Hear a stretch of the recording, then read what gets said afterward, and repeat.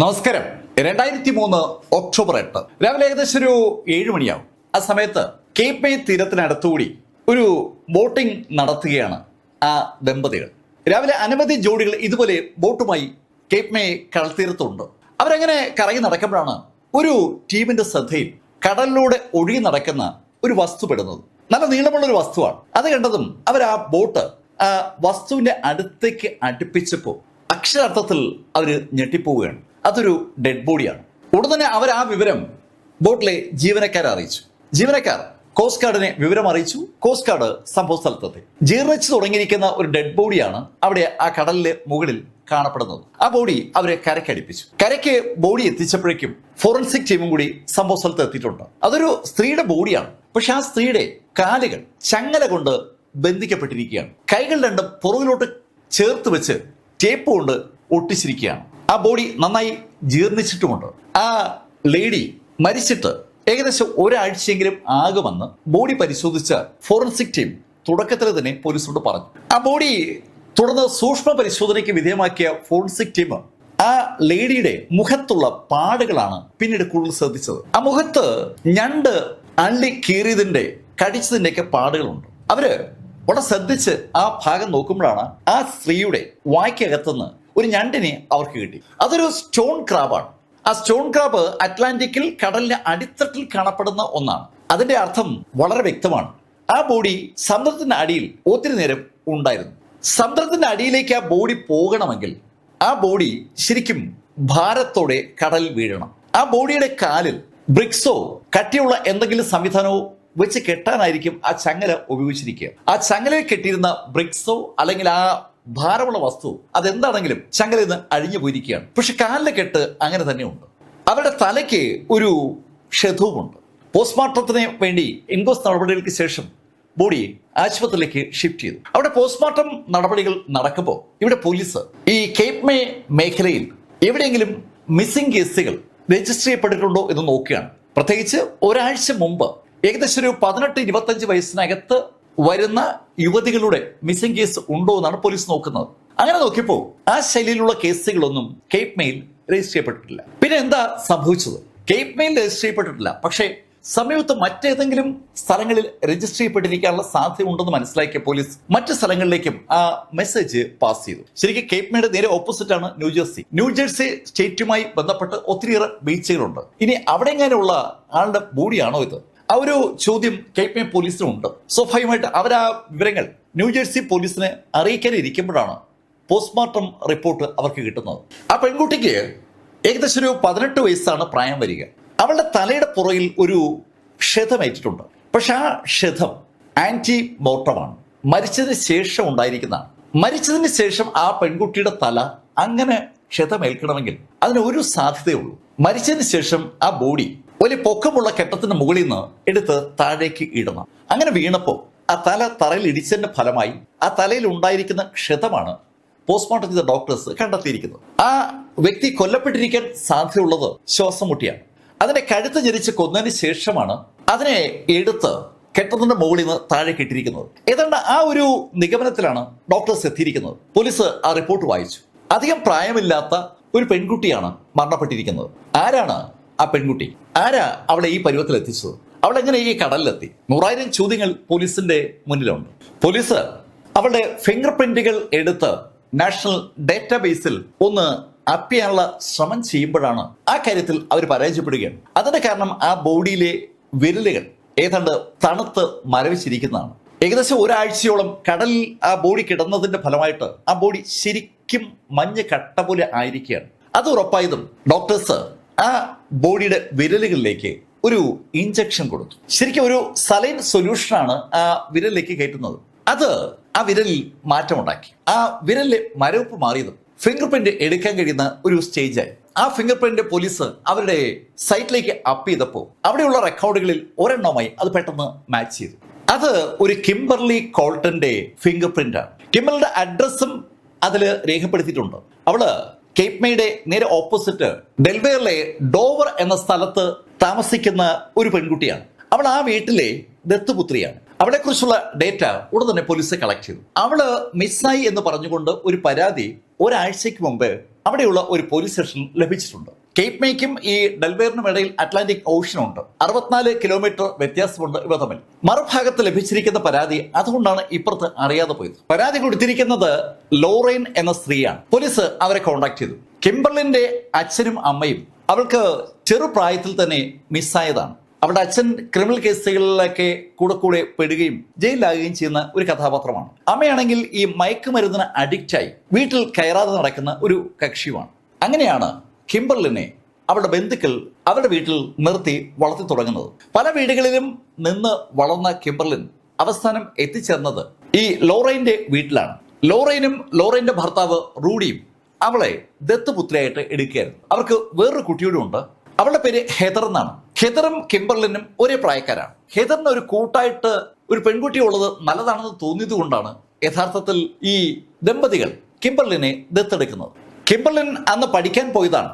അവള് പഠന സ്ഥലത്ത് എത്തിയില്ല എന്ന് ക്ലാസ്മേറ്റ് വിളിച്ച് ലോറൈനോട് പറഞ്ഞപ്പോഴാണ് ലോറൈൻ കിംബർലിൻ ആ പഠന സ്ഥലത്ത് എത്തിയിട്ടില്ല എന്ന കാര്യം അറിയുന്നത്. അവരുടൻ തന്നെ അവർക്ക് പരിചയമുള്ള സ്ഥലങ്ങളിലേക്ക് വിളിച്ച് അന്വേഷിച്ചു. കിംബർലിൻ ചിലപ്പോഴൊക്കെ വീട്ടിൽ നിന്ന് അങ്ങനെ എങ്ങോട്ടെങ്കിലൊക്കെ പോവാറുണ്ട്. 1-2 ദിവസങ്ങൾ കഴിഞ്ഞിട്ട് അവള് മടങ്ങി വരികയും ചെയ്യും.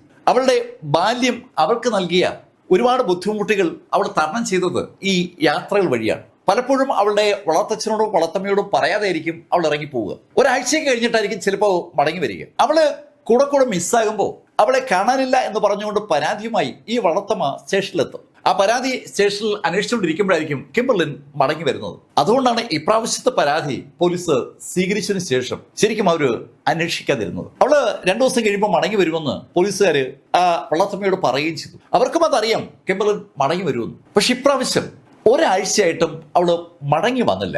അത് അവർക്കൊരു വല്ലാത്ത ടെൻഷൻ ഉണ്ടാക്കുമ്പോഴാണ് പോലീസ് അവരെ വിളിക്കുന്നതും അവരോട് ഒരു ബോഡി കിട്ടിയ കാര്യം സൂചിപ്പിക്കുന്നത്. അവരാ ബോഡി മോർച്ചറിയിൽ തിരിച്ചറിയുകയും ചെയ്തു. കേസിന്റെ അന്വേഷണ ചുമതല ഇപ്പോ ന്യൂജേഴ്സി പോലീസിനാണ്. അവർ ഈ ലോറൈൻ പറഞ്ഞ കഥ ഡെൽവേർ പോലീസിന്റെ ആ ഫയലിൽ നിന്ന് വായിച്ച് മനസ്സിലാക്കിയിട്ടുണ്ട്. ഡെൽവേർ പോലീസ് മാത്രമല്ല, കേപ്പ് മേയിലെ പോലീസും ശരിക്കും അവരുടെ മൊഴി എടുത്തിട്ടുണ്ട്. ആ മൊഴികൾ വളരെ വിശദമായിട്ട് തന്നെ രേഖപ്പെടുത്തിയിരിക്കുകയാണ്. ന്യൂജേഴ്സി പോലീസ് ഡിപ്പാർട്ട്മെന്റിന്റെ ആ ഡിറ്റക്റ്റീവ്സ് ആ മൊഴികൾ സസൂക്ഷ്മം വായിച്ചതിന് ശേഷം ലോറൈനെ ഒരിക്കൽ കൂടി ചോദ്യം ചെയ്തു തുടങ്ങി. അങ്ങനെ അവർ ചോദ്യം ചെയ്യാൻ ഒരു കാരണമുണ്ട്. കിംബർലിൻ റെഗുലറായി വീട്ടിൽ നിന്ന് മിസ്സാകുന്നത് അല്ലെങ്കിൽ എങ്ങോട്ടെങ്കിലേക്ക് പോകുന്നത് തുടങ്ങിയിട്ട് അധികം നാളുകൾ ആയിട്ടില്ല. അവൾക്ക് പ്രായപൂർത്തി ആയതിനു ശേഷമാണ് അവള് വീട്ടിൽ നിന്ന് അങ്ങനെ ഇറങ്ങിപ്പോകുന്നത്. അതിന് പ്രത്യേകിച്ച് എന്തെങ്കിലും കാരണമുണ്ടോ അതറിയാൻ വേണ്ടി ഡിറ്റക്റ്റീവ്സ് ആ ലോറൈനെ ചോദ്യം ചെയ്തപ്പോൾ അവള് പോലീസിനോട് ചില കാര്യങ്ങളൊക്കെ പറഞ്ഞു. അവളുടെ ഭർത്താവ് റൂഡി ആള് ശരിയല്ല.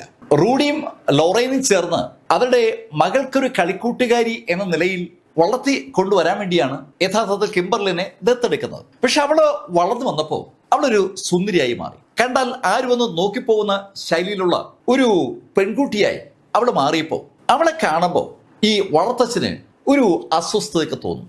ആ അസ്വസ്ഥത പലപ്പോഴും അയാള് അവിടെ പുറത്ത് പ്രകടിപ്പിക്കും. അവളുടെ ദേഹത്ത് വളർത്തച്ഛൻ തൊടുമ്പോൾ അവളങ്ങ് വീട്ടിൽ നിന്ന് ഇറങ്ങിപ്പോവും. പിന്നെ 2, 3, 4 ദിവസം കഴിഞ്ഞിട്ടായിരിക്കും അവള് തിരിച്ചു വരിക. പക്ഷെ ആ കാര്യമൊന്നും ആദ്യമൊന്നും അവളുടെ വളർത്തമ്മയോട് പറഞ്ഞിരുന്നില്ല. പക്ഷേ ഒരു സ്ത്രീക്ക് വീട്ടിൽ നടക്കുന്ന സംഭവങ്ങൾ മനസ്സിലാക്കാൻ മറ്റാരുടെയും സഹായമൊന്നും വേണ്ടല്ലോ.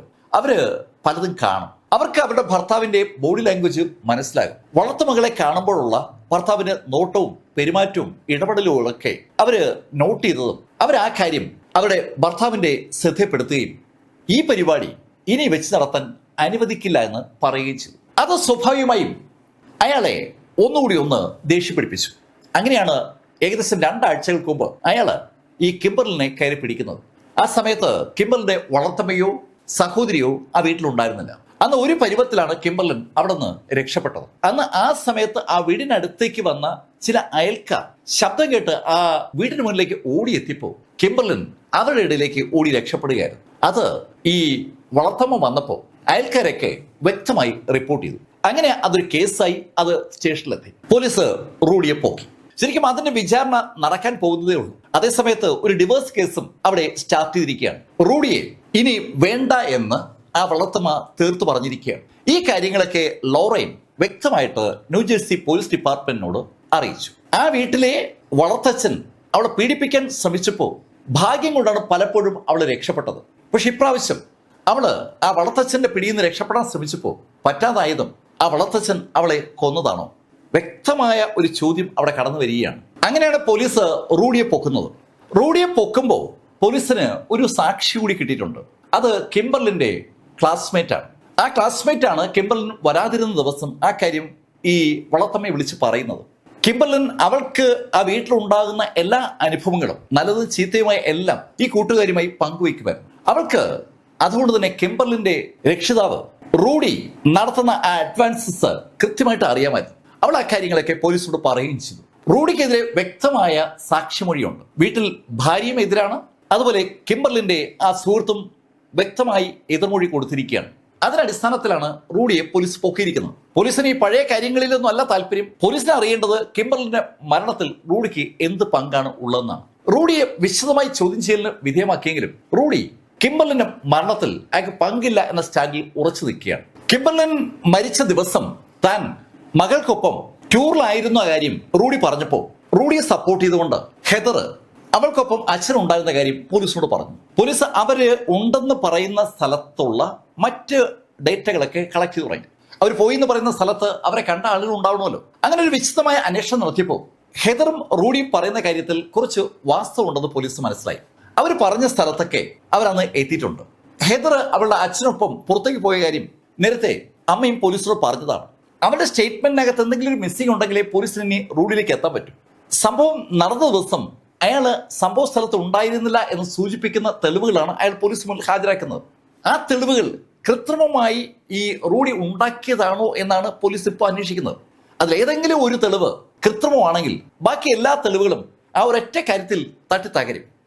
പോലീസ് അതിനുവേണ്ടി ആ എൻ്റെ തെളിവും പരിശോധിക്കുകയാണ്. അങ്ങനെ ഒരു ടീം ചെയ്യുമ്പോൾ മറു ടീം മുന്നോട്ട് നീങ്ങുകയാണ്. റൂഡി അല്ല കിംബർലിനെ കൊന്നതെങ്കിൽ പിന്നെ ആര്? കിംബർലിന്റെ ബോഡിയിൽ അവൾ പീഡനത്തിന് വിധേയമായതിൻ്റെ ഒരു ലക്ഷണവും ഇല്ല.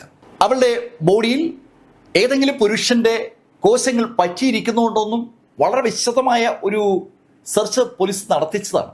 ലാബുകാർ സകല പോയിന്റ്സും പരിശോധിച്ചു. പക്ഷേ അങ്ങനെ ഒന്നുമില്ല. ആകെയുള്ളത് ആ സ്റ്റോൺ ക്രാബാണ്. കടലിന് അടിത്തട്ടിൽ ആ ബോഡി കിടന്നു എന്ന് തെളിയിക്കാനുള്ള ഒരു സംഭവം ഉണ്ട്. 2, തലയിലേറ്റിരിക്കുന്ന ആ ക്ഷതം, അത് ആന്റിമോർട്ടമാണ്. മരിച്ചതിന് ശേഷം ബോഡി പോക്കത്ത് നിന്ന് താഴെ വീണിരിക്കുന്നു.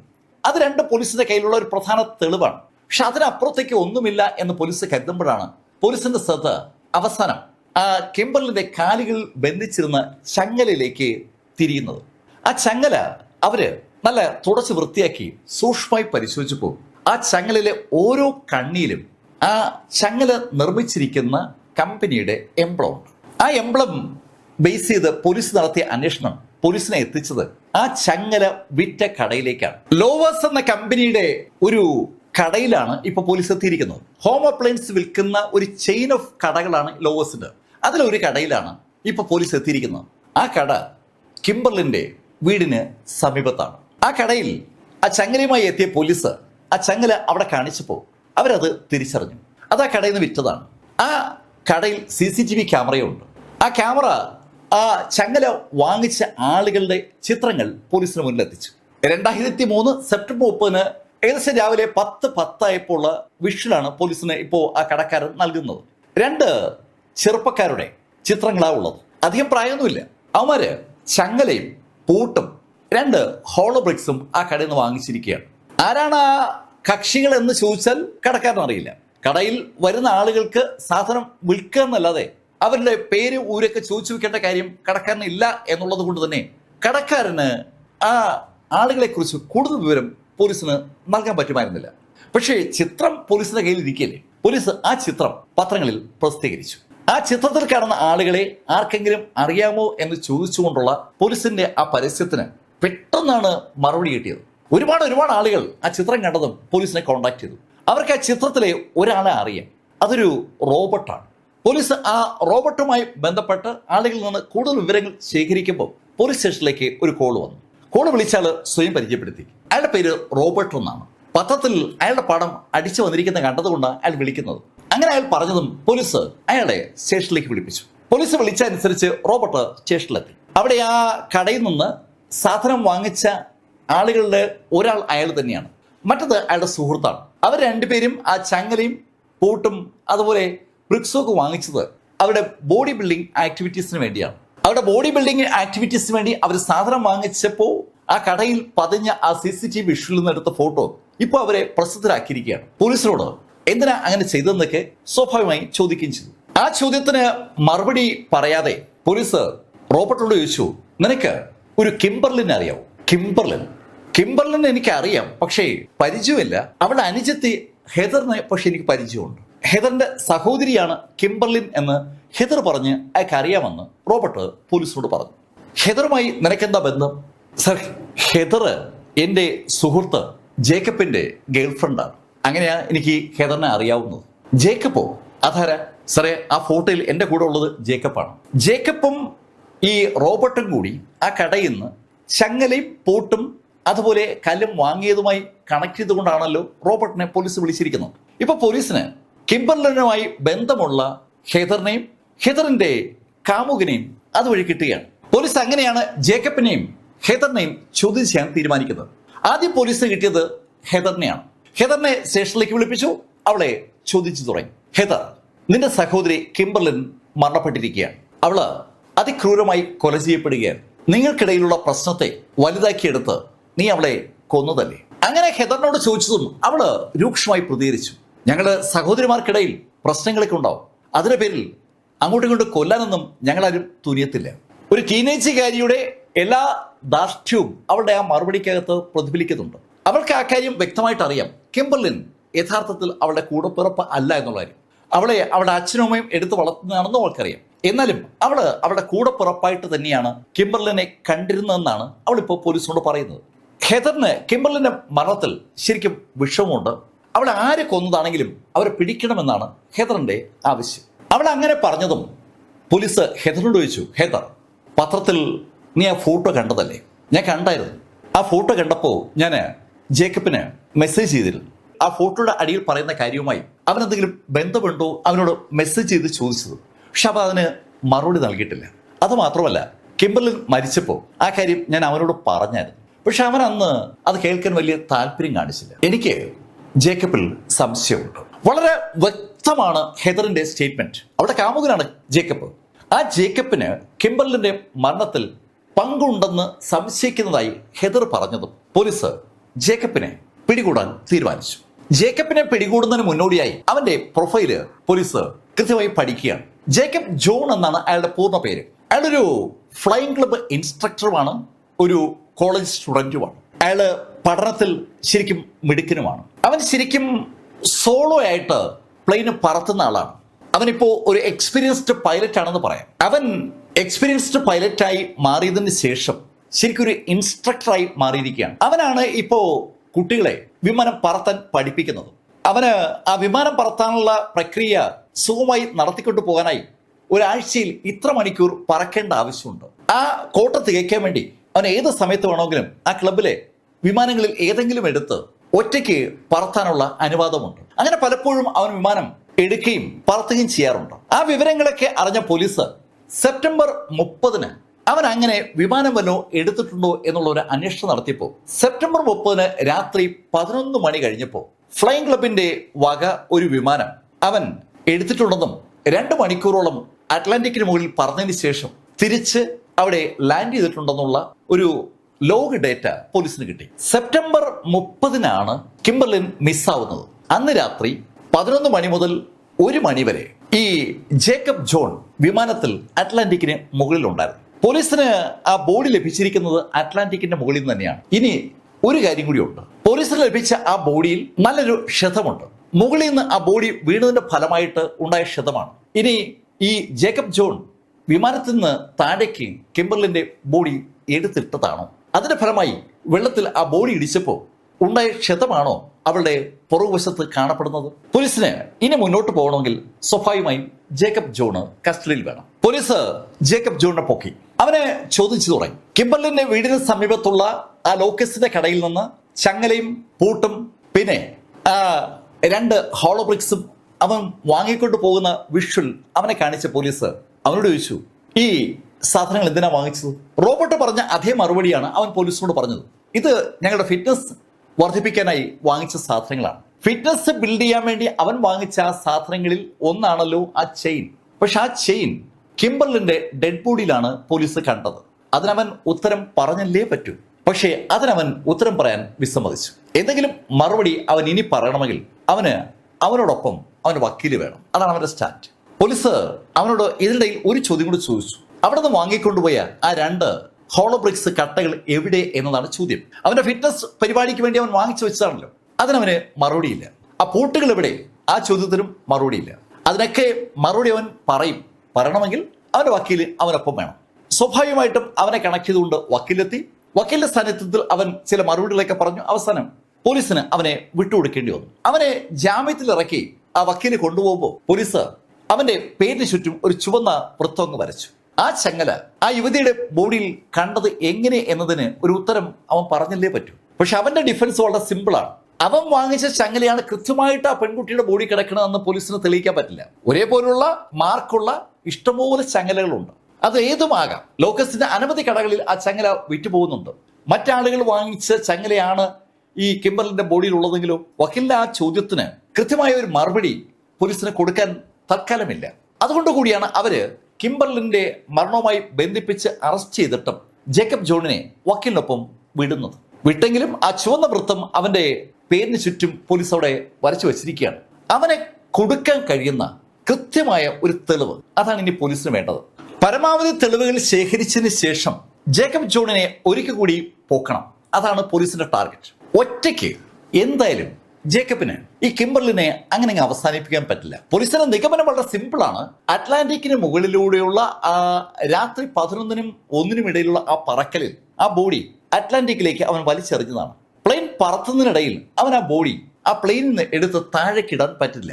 അതിന് അവനെ ആരെങ്കിലും സഹായിക്കണം. ആ ആളെ കൂടെ കിട്ടിക്കഴിഞ്ഞാൽ പിന്നെ ആ ആളെയും അവനെ കൂടെ ചേർത്ത് ചോദ്യം ചെയ്താൽ ഉത്തരം കൃത്യമായി കിട്ടും. അവൻ ആരായിരിക്കും സഹായിച്ചത്?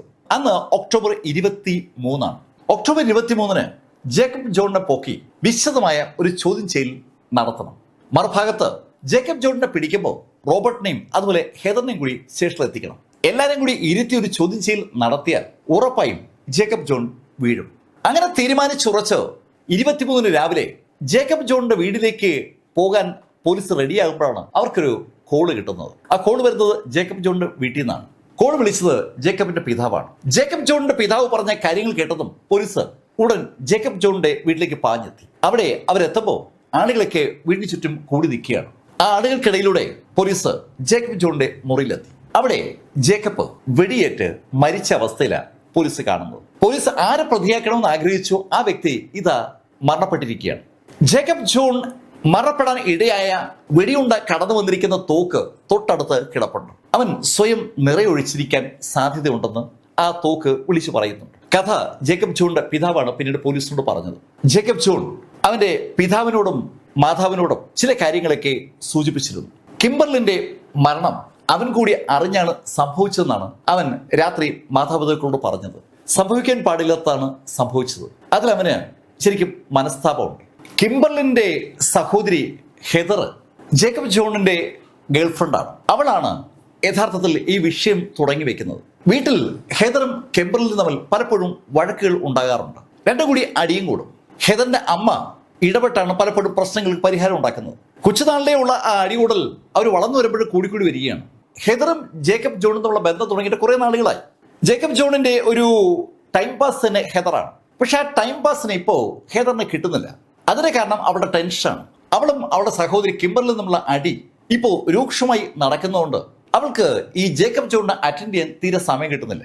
നീ എന്താ ഞാൻ വിളിച്ചിട്ട് ഫോൺ എടുക്കാത്തതെന്ന് ജേക്കബ് ചോദിക്കുമ്പോൾ അവൾ നൽകുന്ന മറുപടി അനലൈസ് ചെയ്ത ജേക്കബ് ജോൺ എത്തിച്ചേർന്നത് ആ നിഗമനത്തിലാണ്. ഈ കിംബർലിൻ ആള് കുഴപ്പക്കാരിയാണ്. ആവശ്യമില്ലാതെ ഹെദറിനെ ചൊടിപ്പിച്ചുകൊണ്ടേയിരിക്കും. കിംബർലിനെ ഒന്ന് ഗുണദോഷിക്കണം എന്ന് വിചാരിച്ചിട്ടാണ് ജേക്കബ് കിംബർലിനെ വിളിച്ചു വരുത്തുന്നത്. കിംബർലിനുമായി സംസാരിച്ചു വരുന്നതിനിടയിൽ അവർ തമ്മിൽ വഴക്കായി. ആ വഴക്ക് അവസാനം അടിപിടിയിൽ കലാശിച്ചതും കിംബർലിൻ കൊല്ലപ്പെട്ടു. കിംബർലിൻ കൊല്ലപ്പെട്ടപ്പോൾ അവളുടെ ഡെഡ് ബോഡി മറ്റാരും അറിയാതെ എങ്ങോട്ടെങ്കിലും മാറ്റാനുള്ള ഒരു ശ്രമം സ്വാഭാവികമായി ജേക്കബ് ജോണ് നടത്തേണ്ടി വന്നു. അതിന് അവനെ സഹായിച്ചത് അവന്റെ സുഹൃത്ത് മൈക്കിൾ കൈസറാണ്. എന്ന് പറഞ്ഞതിന് ശേഷമാണ് ജേക്കബ് ജോൺ അവന്റെ മുറിയിലേക്ക് പോയത്. അവൻ പറഞ്ഞ കാര്യത്തെക്കുറിച്ച് അവന്റെ മാതാപിതാക്കൾ പരസ്പരം സംസാരിച്ചുകൊണ്ടിരിക്കുമ്പോഴാണ് യഥാർത്ഥത്തിൽ വെടിയുടെ ശബ്ദം കേട്ടത്. വെടിയുടെ ശബ്ദം കേട്ടതും അവര് മുറി തള്ളി തുറന്ന് അകത്ത് കയറുമ്പോൾ അവർ കാണുന്നത് മരിച്ചു കിടക്കുന്ന ജേക്കബ് ജോണിനെയാണ്. പോലീസിനോട് കാര്യങ്ങൾ വ്യക്തമാക്കിയ ജേക്കബ് ജോണിന്റെ മാതാപിതാക്കൾ പറഞ്ഞ വിവരങ്ങളുടെ അടിസ്ഥാനത്തിൽ പോലീസിനിപ്പോ ഒരു പുതിയ ആളെ കിട്ടിയിരിക്കുകയാണ്, മൈക്കിൾ. അവർ പ്രതി എന്ന് കരുതിയ കക്ഷി ഇപ്പോ ജീവിച്ചിരിപ്പില്ല. അവര് മൈക്കിളിനെ ചോദ്യം ചെയ്യാൻ തീരുമാനിച്ചു. അതിന് വ്യക്തമായ ഒരു കാരണവും പോലീസിനുണ്ട്. കിംബർലിനെ കൊല്ലാൻ ഇടയായ കാരണത്തെക്കുറിച്ച് ജേക്കബിന്റെ പിതാവിനോട് പറഞ്ഞ ആ കാരണം പോലീസിന് അങ്ങോട്ട് ഡൈജസ്റ്റ് ആകുന്നില്ല. ശരിക്കൊരു ചെറിയ കേസാണ്, ശരിക്കൊരു നിസ്സാര സംഭവമാണ് ഈ ഹെദറും കിംബർലും തമ്മിലുള്ള അടിയെന്ന് പറയുന്നത്. അതിന്റെ പേരിൽ കിംബർലിനെ കൊല്ലുക എന്നൊക്കെ പറഞ്ഞാൽ അത് ഇത്തിരി കടന്നു കൈയാണ്. ജേക്കബ് പറയുന്ന കഥയിൽ എവിടെയൊക്കെയോ പാകപ്പിഴകളുണ്ട്. ആ കാര്യത്തിൽ ക്ലാരിറ്റി കിട്ടാൻ വേണ്ടിയാണ് പോലീസ് മൈക്കിളിനെ സ്റ്റേഷനിലേക്ക് വിളിപ്പിക്കുന്നത്. അവനോട് കിംബർലിന്റെ മരണവുമായി കണക്ട് ചെയ്ത് പോലീസ് ചോദിക്കുമ്പോൾ തനിക്ക് ആ മരണവുമായി ഒരു ബന്ധവുമില്ല എന്ന സ്റ്റാൻഡിലാണ് അവൻ നിൽക്കുന്നത്. അവന്റെ ജോലി സ്ഥലത്ത് വെച്ച് അവൻ പരിചയപ്പെട്ട ഒരു കഥാപാത്രം മാത്രമാണ് ജേക്കബ് ജോൺ. റേസിംഗ് ക്ലബ്ബുമായി അവനൊരു കണക്ഷൻ ഉണ്ട്. അങ്ങനെയാണ് ജേക്കബ് ജോണിനെ അവൻ പരിചയപ്പെടുത്തുന്നത്. അതിനപ്പുറത്തേക്ക് അവനും ഈ ജേക്കബ് ജോണും തമ്മിൽ വേറെ ബന്ധങ്ങളൊന്നുമില്ലെന്നും കിംബർലിന്റെ മരണവുമായി അവനൊരു തരത്തിലും കണക്ഷൻ ഇല്ലെന്നുമാണ് അവൻ പോലീസിനോട് സൂചിപ്പിച്ചത്. അവൻ പറയുന്ന കാര്യങ്ങൾ കട്ട് ചെയ്യാനുള്ള തെളിവുകൾ ഇപ്പൊ പോലീസിന് കൈവശമില്ല. ആ തെളിവുകൾ ശേഖരിച്ചതിന് ശേഷം അവനെ വിശദമായി ചോദ്യം ചെയ്യാം എന്ന് തീരുമാനിച്ച പോലീസ് സംഘം മൈക്കിളിനെ വിടുകയും ചെയ്തു. മൈക്കിളിനെ വിട്ട പോലീസ് നേരെ എത്തിയത് ജേക്കബ് ജോണിന്റെ വീട്ടിലാണ്. മൈക്കിളിനെ സ്റ്റേഷനിൽ നിന്ന് വിട്ടെങ്കിലും ശരിക്കും മൈക്കിളിനെ വിടാൻ പോലീസ് തയ്യാറായിരുന്നില്ല. അന്ന് വൈകുന്നേരം മൈക്കിളിന് ഒരു കോള് കിട്ടി. ആ കോള് വന്നത് ജേക്കബ് ജോണിന്റെ പിതാവിന്റെ ഫോണിൽ നിന്നാണ്. അദ്ദേഹം മൈക്കിളിനോട് പറഞ്ഞു, മൈക്കിളെ, എന്റെ മോൻ പോയി, അതുകൊണ്ടാണ് നിന്നോട് ഞാൻ ഈ കാര്യം പറയുന്നത്. എന്റെ മോൻ ജേക്കബ് മരിക്കും മുമ്പ് ഒരു നോട്ട് എഴുതി വെച്ചിരുന്നു. അതിൽ നിന്റെ പേര് വ്യക്തമായി രേഖപ്പെടുത്തിയിട്ടുണ്ട്. ആ നോട്ടിപ്പോ പോലീസിന്റെ കൈവശമാണ്. മറുഭാഗത്ത് ഫോൺ അറ്റൻഡ് ചെയ്യുന്ന മൈക്കിള് ജേക്കബ് ജോണിന്റെ പിതാവ് പറഞ്ഞ കാര്യം വ്യക്തമായി കേട്ടു. അവന് ആ പറഞ്ഞ കാര്യത്തിന്റെ ഗൗരവം മനസ്സിലായെന്ന് അല്പസമയം കഴിഞ്ഞപ്പോൾ പോലീസിന് മനസ്സിലായി. പോലീസ് സ്റ്റേഷനിലേക്ക് മൈക്കിൾ പാഞ്ഞെത്തുകയായിരുന്നു. മൈക്കിൾ പോലീസ് സ്റ്റേഷനിൽ പാഞ്ഞെത്തുമ്പോൾ യഥാർത്ഥത്തിൽ ഈ അന്വേഷണ സംഘം ജേക്കബ് ജോണിന്റെ വീട്ടിലിരിക്കുകയാണ്. ജേക്കബ് ജോണിന്റെ പിതാവിന്റെ അടുത്തിരുന്ന പോലീസ് പറഞ്ഞ അനുസരിച്ചാണ് ജേക്കബ് ജോണിന്റെ പിതാവ് മൈക്കിളിനെ ഫോണിൽ വിളിച്ചത്. ജേക്കബ് ജോണിന്റെ പിതാവ് പറഞ്ഞ കാര്യം കേട്ട് ഭയന്ന് പോലീസ് സ്റ്റേഷനിലേക്ക് ഓടിയെത്തിയ അയാള് അന്വേഷണ ഉദ്യോഗസ്ഥരെ തിരക്കിയാണ്. എന്തായാലും പോലീസ് വിവരമറിയിച്ചു. അന്വേഷണ ഉദ്യോഗസ്ഥർ ഉടൻ തന്നെ സ്റ്റേഷനിലേക്ക് മടങ്ങിയെത്തി. മൈക്കിള് പോലീസിനോട് കഥ പറഞ്ഞു തുടങ്ങിയാണ്. ജേക്കബ് ജോൺ പറഞ്ഞ അനുസരിച്ചാണ് കിംബർലിയെ മൈക്കിള് ജേക്കബ് പറഞ്ഞ മുറിയിലേക്ക് വിളിച്ചുകൊണ്ട് വരുന്നത്. കിംബർലിയെ ജേക്കബ് വിളിക്കുന്നു എന്ന് പറഞ്ഞ് മൈക്കിള് വിളിച്ചപ്പോൾ തന്നെ കിംബർലിൻ ജേക്കബിനൊപ്പം ചെല്ലുകയായിരുന്നു. അവർ രണ്ടും കൂടി ആ ഹോട്ടലിലേക്ക് പോകുമ്പോൾ കിംബർലിൻ പറഞ്ഞ കാര്യങ്ങൾ കേട്ട് ശരിക്കും മൈക്കിളിന്റെ കിളി പോവുകയാണ്. കിംബർലിനും ജേക്കബ് ജോണും തമ്മിൽ നേരത്തെ തന്നെ പരിചയക്കാരാണ്. ശരിക്കും കിംബർലിനാണ് ജേക്കബ് ജോണിന്റെ ഗേൾ ഫ്രണ്ട്. അവർ തമ്മിലുള്ള റൊമാൻസ് അങ്ങനെ കട്ടയ്ക്ക് പൊയ്ക്കൊണ്ടിരിക്കുമ്പോഴാണ് അതിനിടയിലേക്ക് സാക്ഷാൽ ഹെദർ കടന്നു വരുന്നത്. ഹെദറിന് കിംബർലിനും ജേക്കബ് ജോണും തമ്മിലുള്ള അടുപ്പം അറിയില്ലായിരുന്നു. അവള് വളരെ യാദൃശ്യവശാൽ ജേക്കബ് ജോണിനെ പരിചയപ്പെട്ടതാണ്. ആ പരിചയം അങ്ങ് വളർന്നു. അവർ തമ്മിൽ നല്ല ഫ്രണ്ട്സായി. ശരിക്കും ആ ഫ്രണ്ട്ഷിപ്പ് പതുക്കെ പതുക്കെ ലവ് ആയി മാറുമ്പോഴാണ് ഹെദർ ആ കാര്യം അറിയുന്നത്. കിംബർലിനും ജേക്കബ് ജോണും തമ്മിൽ ബന്ധമുണ്ട്. അവിടെ നിന്നാണ് കിംബർലിനും ഹെദർ തമ്മിലുള്ള വഴക്ക് സ്റ്റാർട്ട് ചെയ്യുന്നത്. കിംബർലിനും ഹെദർ തമ്മിൽ എപ്പോഴും വഴക്കാണ്. ആ വഴക്ക് തീർക്കാനായി താൻ ഇടപെട്ടു എന്ന് ജേക്കബ് ജോൺ പോലീസിനോട് പറഞ്ഞത് വെറുതെയല്ല. അവർ തമ്മിലുള്ള വഴക്കിന്റെ കാരണം സാക്ഷാൽ ജേക്കബ് ജോണാണ്. ശരിക്കും ഈ കഥ കിംബർലിൻ മൈക്കിളിനോട് പറയുമ്പോൾ മൈക്കിളിന്റെ കിളി പോയതുപോലെയായി. അയാൾക്കറിയാവുന്നത് ഹെദറും ജേക്കബ് ജോണിനുള്ള ബന്ധമാണ്. ജേക്കബ് ജോണിനെ അയാൾ പരിചയപ്പെടുമ്പോൾ ഹെദറാണ് ജേക്കബ് ജോണിന്റെ ഗേൾ ഫ്രണ്ട്. പക്ഷെ അതിനു മുമ്പേ കിംബർലിൻ ജേക്കബ് ജോണിന്റെ ഗേൾ ഫ്രണ്ട് ആയിരുന്നു എന്നുള്ള കഥ ജേക്കബ് ഒരിക്കൽ പോലും മൈക്കിളിനോട് പറഞ്ഞിട്ടുണ്ടായിരുന്നില്ല. ഹോട്ടലിലേക്ക് എത്തുമ്പോൾ ഈ കഥ അറിഞ്ഞ് മൈക്കിള് ആ ഹോട്ടലിൽ എത്തിയതും ഈ കാര്യം ജേക്കബിനോട് ചോദിച്ചു. ഹെദറും കിംബർലിനും തമ്മിലുള്ള പ്രശ്നം പറഞ്ഞു തീർക്കാനായി കിംബർലിനെ ഹോട്ടൽ മുറിയിലേക്ക് എത്തിക്കാനാണ് യഥാർത്ഥത്തിൽ മൈക്കിളിനോട് ജേക്കബ് പറഞ്ഞിരുന്നത്. ആ ഒരു ധാരണ അടിസ്ഥാനത്തിലാണ് മൈക്കിൾ കിംബർലിനുമായി യഥാർത്ഥത്തിൽ ആ മുറിയിലെത്തിയത്. ആ മുറിയിലെത്തിയ കിംബർലിൻ ബാത്റൂമിലേക്ക് പോയ നിമിഷത്തിലാണ് മൈക്കിള് ജേക്കബിനോട് കിംബർലിൻ പറഞ്ഞ കാര്യം ചോദിക്കുന്നത്. അത് കേട്ടതും ജേക്കബ് സമ്മതിച്ചു. മൈക്കിളെ, നീ കേട്ടതൊക്കെ ശരിയാണ്. ഞാൻ അവളുമായി അടുപ്പത്തിൽ ആയിരുന്നു എന്നുള്ളതും സത്യമാണ്. പക്ഷെ അതൊക്കെ പണ്ടാണ്. ഞാനിപ്പോൾ ഹെദറുമായിട്ടാണ് അടുപ്പത്തിൽ. പക്ഷെ കിംബർലിൻ സമ്മതിക്കുന്നില്ല. എനിക്ക് രണ്ടുപേരും കൂടെ കെട്ടാനൊന്നും പറ്റില്ല. ഒരാളെ പറ്റും, ഒരാള് അധികം പറ്റാണ്. ഞാൻ നോക്കിയപ്പോൾ അധികം പറ്റ് കിംബർലിനാണ്. ജേക്കബ്, നീ എന്താ ഈ പറഞ്ഞു വരുന്നത്? മൈക്കിൾ, നീ എന്നെ ഒന്ന് സഹായിക്കണം. ഞാനിപ്പോൾ ഒരു കാര്യം ചെയ്യും, അതിന് ശേഷം എന്നെ സഹായിക്കേണ്ട ജോലി നിനക്കാണ്. ശരിക്കും ജേക്കബ് പറഞ്ഞു വരുന്നത് എന്താണെന്ന് കൃത്യമായി മൈക്കിളിന് മനസ്സിലായില്ല. പക്ഷേ അല്പസമയം കഴിഞ്ഞ് കിംബർലിൻ ബാത്റൂമിൽ നിന്ന് പുറത്തു വന്നപ്പോൾ കിംബർലിന്റെ അടുത്തേക്ക് ചിരിച്ചുകൊണ്ട് നടക്കുന്ന ജേക്കബിനെ കണ്ട് കിളി പോയതുപോലെ മൈക്കിൾ നിൽക്കുകയായിരുന്നു. മൈക്കിളിനെ ഞെട്ടിച്ചുകൊണ്ട് കിംബർലിന്റെ അടുത്തെത്തി ജേക്കബ് രണ്ട് കൈകൊണ്ടും അവിടെ കഴുത്തിൽ അമർത്തി പ്രസ് ചെയ്തതും മൈക്കിളിന്റെ കണ്ണ് തള്ളിപ്പോവുകയാണ്. അതുപോലെ തന്നെയാണ് സാക്ഷാൽ കിംബർലിന്റെയും. അമ്പരപ്പോടെ ആ രംഗത്തേക്ക് നോക്കുന്ന മൈക്കിളിനോടായി ജേക്കബ് പറഞ്ഞു, ഡാ അവിടെ കാല് പിടിക്കേ, അല്ലെങ്കിൽ നിന്നെ ഞാൻ തീർക്കും. ദേഷ്യപ്പെട്ട് ജേക്കബ് അങ്ങനെ പറഞ്ഞതും മൈക്കിള് ഓടിച്ചെന്ന് കിംബർലിന്റെ കാലിൽ പിടിക്കുകയായിരുന്നു. ഏതാനും സെക്കൻഡ് കഴിഞ്ഞതും കിംബർലിൻ ശ്വാസം കിട്ടാതെ മരണപ്പെട്ടു. മൈക്കിൾ സത്യത്തിൽ അന്ന് രാവിലത്തെ സംഭവം അറിഞ്ഞിരുന്നില്ല. അന്നേ ദിവസം രാവിലെ ഇതേ ജേക്കബ് ജോൺ റോബർട്ടുമായി ചേർന്ന് കിംബർലിന്റെ വീടിനടുത്തുള്ള ആ ലോക്കസ് കടയിൽ നിന്ന് ചെയിനും കട്ടകളും പൂട്ടുമൊക്കെ വാങ്ങി കൊണ്ടുവച്ചിരിക്കുകയാണ്. അവൻ കൊലപാതകം എങ്ങനെ നടത്തണമെന്ന് വളരെ വ്യക്തമായി പ്ലാൻ ചെയ്തിട്ടാണ് ശരിക്കും മൈക്കിളിനെ വിളിച്ചു വരുത്തിയിരിക്കുന്നത്. ഇപ്പോൾ ഇതാ കിംബർലിൻ ഡെഡ് ബോഡിയായി കഴിഞ്ഞു. ഡെഡ് ബോഡി എന്താണ് ചെയ്യേണ്ടതെന്ന് കൃത്യമായ ഒരു പ്ലാൻ ജേക്കബ് ജോണിനുണ്ട്. ജേക്കബിന് മൈക്കിളിന്റെ ഒരു സഹായം വേണം. അതിനാണ് യഥാർത്ഥത്തിൽ മൈക്കിളിനെ അവിടെ വരുത്തിയത്. കിംബർലിനെ ഹോട്ടലിലേക്ക് വരാൻ ജേക്കബ് വിളിച്ചു പറഞ്ഞാൽ കിംബർലിൻ ഈസി ആയിട്ട് വരും. അത് ചെയ്യാതെ മൈക്കിളിനെ ഉപയോഗിച്ച് അവിടെ കൊണ്ടുവന്നത് മറ്റൊരു ഉദ്ദേശത്തിലാണ്. കിംബർലിന്റെ ഡെഡ് ബോഡി കളയേണ്ട സ്ഥലം എവിടെയാണെന്ന് ജേക്കബ് ജോൺ നേരത്തെ തന്നെ തീരുമാനിച്ചിട്ടുണ്ട്. ആ സ്ഥലത്തേക്ക് ആ ഡെഡ് ബോഡി എത്തിക്കാൻ അവനൊരു സഹായം വേണം. ആ സഹായിയാണ് യഥാർത്ഥത്തിൽ മൈക്കിൾ. മൈക്കിളിനോട് ജേക്കബ് ജോൺ ആവശ്യപ്പെട്ട അനുസരിച്ച് മൈക്കിള് കിംബർലിന്റെ കാലി പിടിച്ചു. ജേക്കബ് ആ തലയിൽ പിടിച്ച് രണ്ടുപേരും കൂടി ആ മുറിയിൽ നിന്ന് ആ ബോഡി താഴെയുള്ള അവരുടെ കാറിന്റെ അകത്തേക്ക് എത്തിച്ചു. ആ കാർ നേരെ പോയത് അവരുടെ ആ പരിശീലന വിമാനങ്ങൾ പറക്കുന്ന ആ കുഞ്ഞ് എയർപോർട്ടിനടുത്തേക്കാണ്. അവിടെ മൈക്കിൾ എത്തിയപ്പോൾ ശരിക്കും മൈക്കിൾ കാണുന്നത് കുറച്ച് ചങ്ങലകളും 2 ബ്രിക്സും പിന്നെ പൂട്ടുകളുമാണ്. കാറിന് പുറത്തിറക്കിയ ആ ഡെഡ് ബോഡിയുടെ കാലുകളിൽ ആ 2 ഹോളോ ബ്രിക്സും ഇട്ട് ചങ്ങല കൊണ്ട് ബന്ധിച്ചതിന് ശേഷം അവിടെ 2 കൈയും ടേപ്പ് കൊണ്ട് പുറകു വശം കെട്ടി പൂട്ടുകളൊക്കെ ഇട്ട് പൂട്ടിന് ശേഷം ആ ബോഡി മൈക്കിളിന്റെ സഹായത്താൽ ജേക്കബ് എടുത്ത് പ്ലെയിനിലേക്ക് കയറ്റി. അവൻ എന്നിട്ട് ആ പ്ലെയിൻ ഒറ്റയ്ക്ക് അങ്ങ് പറപ്പിച്ചു പോയി. മൈക്കിള് പറഞ്ഞ കഥ കേട്ടപ്പോൾ പോലീസിന് ഒരു സംശയം. പറക്കുന്ന വിമാനത്തിൽ നിന്ന് ഒറ്റയ്ക്ക് ജേക്കബിന് ആ ഡെഡ് ബോഡി അറ്റ്ലാന്റിക് കടലിലേക്ക് തള്ളിയിടാൻ പറ്റുമോ? വിമാനം നിയന്ത്രിക്കാൻ എക്സ്പെർട്ടാണ് ജേക്കബ് ജോൺ എന്ന് അറിയാം.